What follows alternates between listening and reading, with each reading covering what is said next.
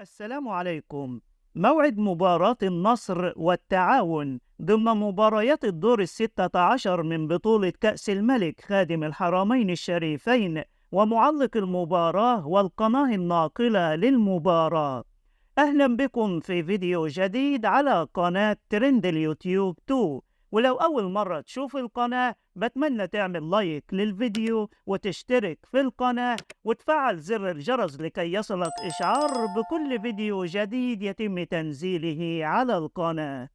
وموعد مباراة النصر والتعاون اليوم الثلاثاء 29 أكتوبر 2024 الساعة 8:30 مساء بتوقيت مكة المكرمة على ملعب الأول بارك بجامعة الملك سعود بالرياض.